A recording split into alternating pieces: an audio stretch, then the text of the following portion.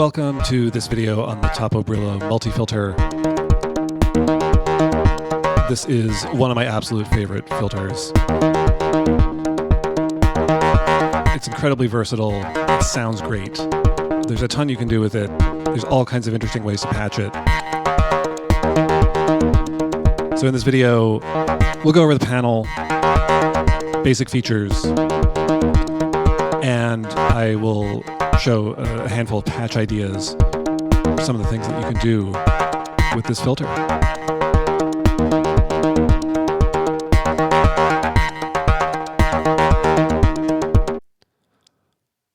We'll start with an overview of the panel. We've got inputs along the bottom and outputs along the top. There are two signal inputs that you can mix together right here on the front of the panel, and then you can control their blend or their mix with this knob right here. There are two FM inputs modulating the filter cutoff. One tracks volt per octave, the other doesn't, but it comes with this attenuverter. There is voltage control for the resonance right here, but you have to attenuate those signals externally. There's a CV control for the response, the mode response of the variable output. We'll talk about that more when we talk about that output. There's a ping input for pinging the filter. And there is a voltage controlled gain input to control the level. So this input is actually connected to the level knob up here and not to the mix. This level knob controls the level of the input, and you can, together with a jumper on the back, you can use it to get some nice overdrive into the filter. Filter cutoff knob here, resonance here. Outputs, we have dedicated outputs for low pass, band pass, and high pass, and then there's a variable output all the way up here on the top right, and its response is controlled by, first of all, by this knob. So you blend from low pass up into high pass at the other end, and you can see there's an LED that kind of tells you where you are. The response that you get in the middle is determined by this knob here. So when it's in the down position, you're getting a notch in the middle. When it's in the up position, you get band pass in the middle.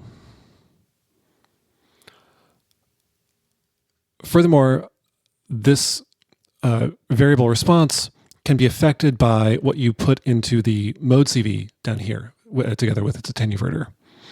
So you can put an LFO, you can put an audio rate signal, you can put whatever you like in here, and that can control the response that you get out of that variable output as well. And then finally, there is this switch here, which turns on what's called tracking mode for the variable response. And in tracking mode, the variable response tracks what is happening to the filter cutoff together with the strength of this attenuverter here. So you can see with this up, if we turn the filter cutoff up, we get more of a high pass response. If we turn it down, we get back down into something more like a band pass response there. So tracking mode will have this track what's going on with the filter cutoff. Although if you put a signal in here, this will get overridden, and the variable response will just track whatever is coming into this input here. So those are the panel inputs and outputs. Now we'll take a look at some patches.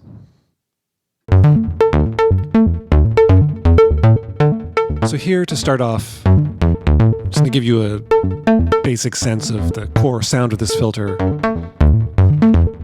we've got a couple of inputs coming in here, and we're just going to play around with the settings. I'm not going to do full-on filter sweeps here. I will link Travis Kennedy's video on the multi-filter where he does that very nicely. Instead here, I'm just going to play with the controls and kind of give you a sense of the range of sounds you can get with just a couple of basic sounds coming in. Here we've got a sawtooth wave and a pulse wave coming into the two inputs, blended together 50-50. Throughout here, we're going to be monitoring the variable output, and just for ease of showing the different responses, because you can get them all in that one output. We've got an envelope coming in to the filter cutoff to modulate it. And I'm just going to play around with strength of the envelope, cutoff frequency, and the different responses and different values of the resonance. I'll turn on tracking, kind of see what all these things sound like. As you'll see, there's a really nice range of responses you can get here.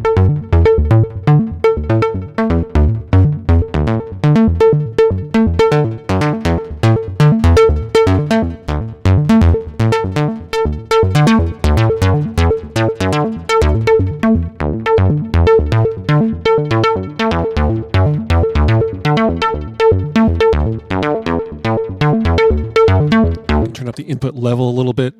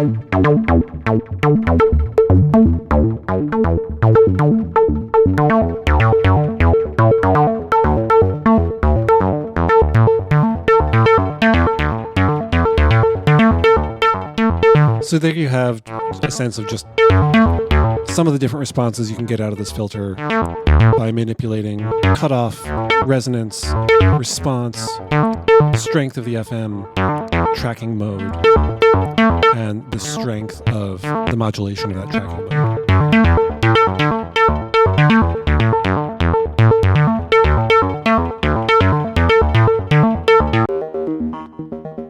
All right, in this patch, we're going to look at two features on the multifilter. One is the voltage control over the level, and the other is self-patching of the tracking mode for the variable response. So our audio source here is coming from the Sport modulator, where we've got one channel syncing the other. This is a trick I learned from one of Travis Kennedy's videos. I'll link that.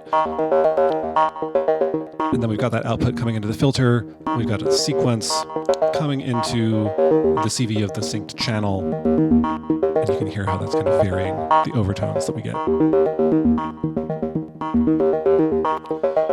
We've also got an LFO coming into the filter cutoff here, and tracking mode is on this switch, you can see, and so the variable response is going back and forth with the filter cutoff. We're listening to the variable response through the VCA and the cluster. We've got an envelope coming from the sequencer here. And the first thing I want to show now is the difference in sound we get when, instead of running this as an ordinary VCA, we put this envelope instead into the voltage-controlled gain on the filter. If you look at the panel here, this jack may look like it's controlling the mix of the two inputs of the filter, but in fact it is controlling the level, which is on this knob here. So take a listen to what this sounds like when we take the envelope, and instead of having it control a VCA, we're just going to control the input level to the filter.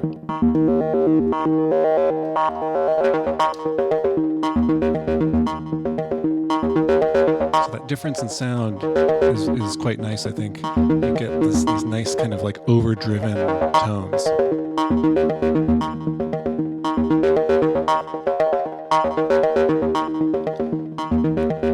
And now I'm going to combine this with one more thing, which is self-patching the tracking input, or the mode input for the variable response. So I'm going to take the bandpass output and plug it into that mode response for the CV, and that's going to give us even more bite here.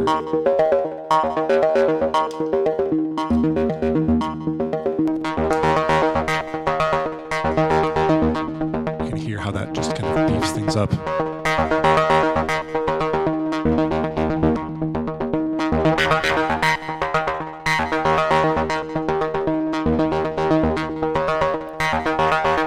There's some drums on here.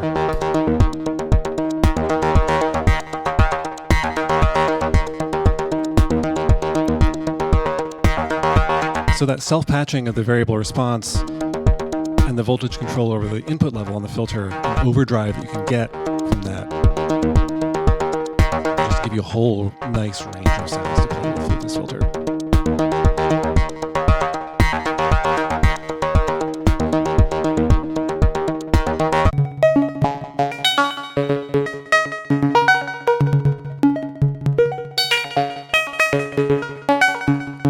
In this patch, we're going to take a look at self-patching the filter output back into the input. We can get some nice self-oscillation type of sounds, some nice gentle distortion from this patching technique. First, I'm going to explain what's happening in this patch before we start listening to that effect. So on our A input here, which is all that we're listening to right now, we have the output of an oscillator. It's a sawtooth oscillator. It's really, the shape is being modulated back and forth between saw and sine.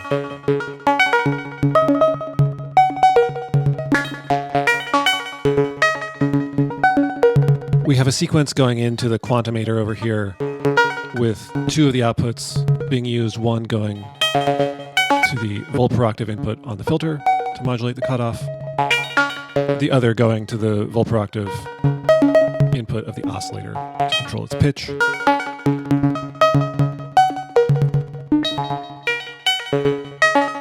We have another slow LFO modulating the filter cutoff on top of that.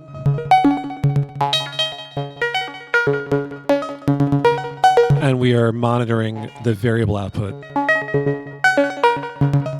with an envelope here, just listening to this through the VCA section of the cluster.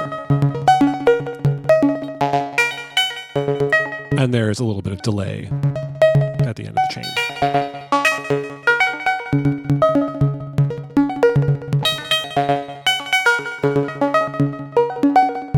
So now you can see we've got the bandpass output patched back into the B input here. I'm going to start turning up the mix knob to blend in some of that bandpass output back in.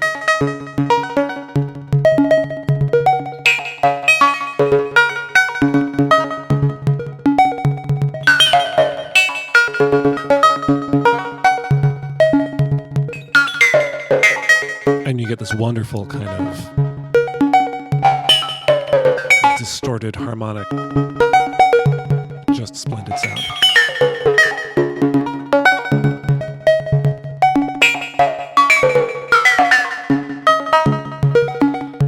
One other note on the patch here, tracking mode is on. So the response is being modulated back and forth with the filter cutoff from low pass up into band pass.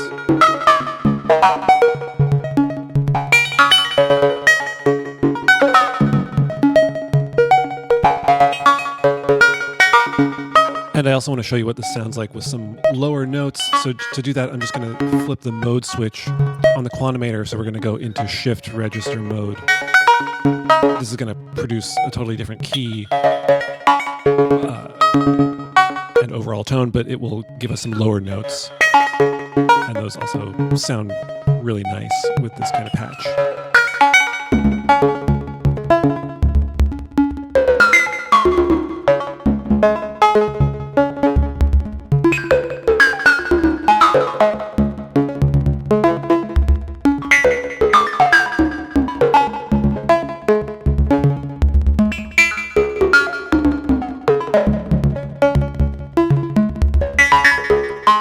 So this is a really nice feature of the multi-filter, I think. Having these two inputs on the panel means that you can do this kind of feedback patching without having to make use of an external mixer. And it's just another way to self-patch this filter to get all kinds of nice and interesting results.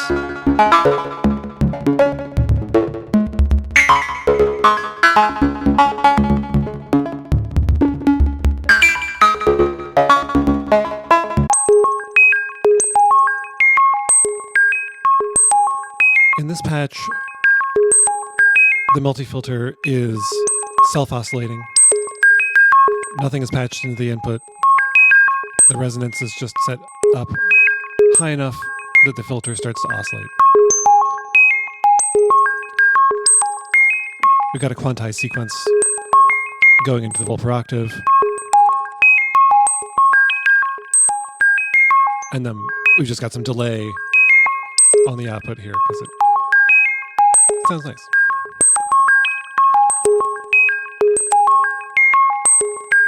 And what I want to show additionally here is what happens when we start to modulate the resonance while self-oscillating. There's no attenuverter on this input, so we have to attenuate the control signal externally. So that's what I'm doing here on the cluster.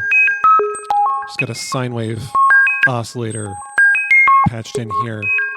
We're not hearing the effect of it yet because this is turned all the way off. But I'm going to turn this knob up just ever so slightly. If we do too much, then the resonance will totally drop out. But we'll just blend in a little bit of this.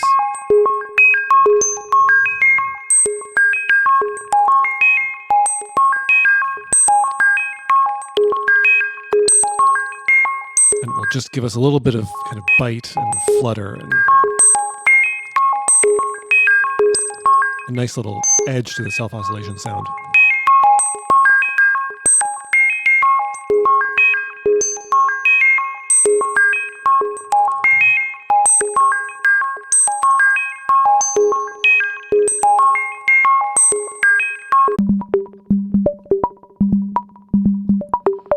All right, here we are checking out the filter ping input. So I just got a little gate sequence going into the ping input. We are listening to the low pass output. We've got the resonance set just so. There's just a very narrow sweet spot where you get these pings to come out. And then by adjusting the filter cutoff, you can adjust the pitch of your pings.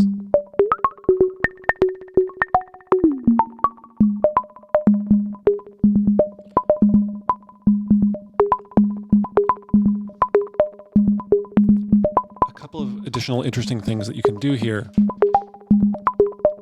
You can self-patch into the filter cutoff. So I'll show you what happens when we put the bandpass output in there.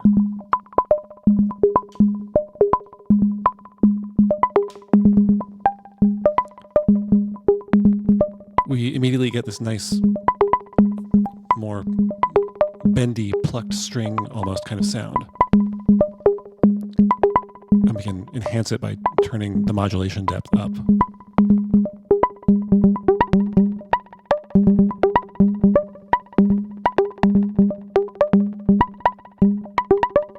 goes a long way here, but it's a nice effect, I think.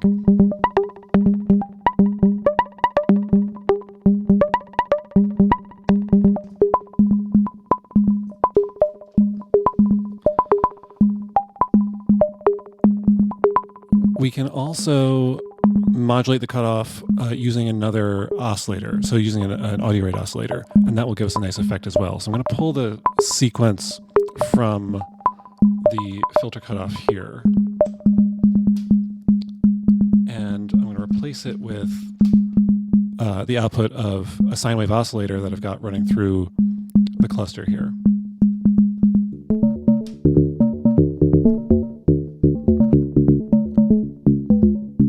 And now you can hear this nice audio rate FM kind of tone.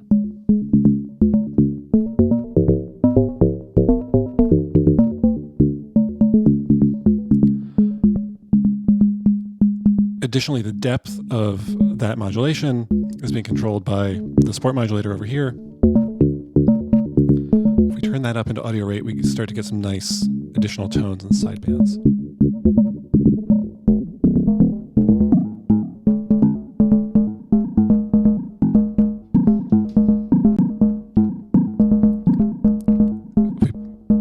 Plug the CV sequence into the support modulator, we get some nice sounds as well.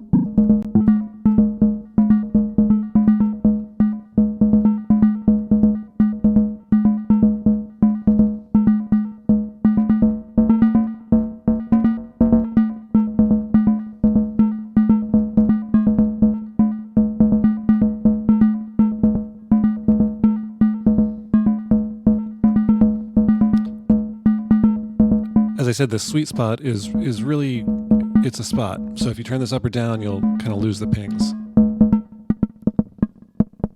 Down to nothing.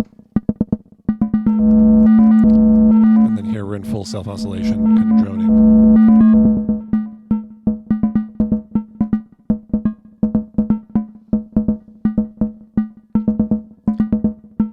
But there you have it. There's some nice things you can do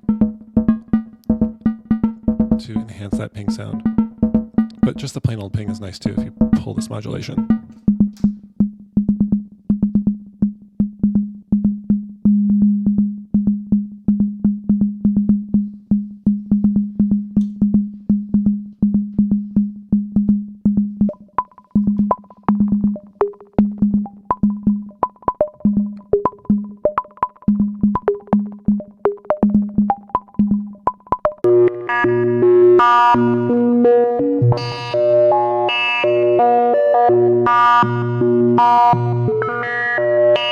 Thank you for watching this video on the Toppobrillo Multifilter. It's a wonderful filter. There's so many interesting and fun things you can do with it. It absolutely rewards exploration, experimentation, self-patching, inventive, whatever you can come up with for it.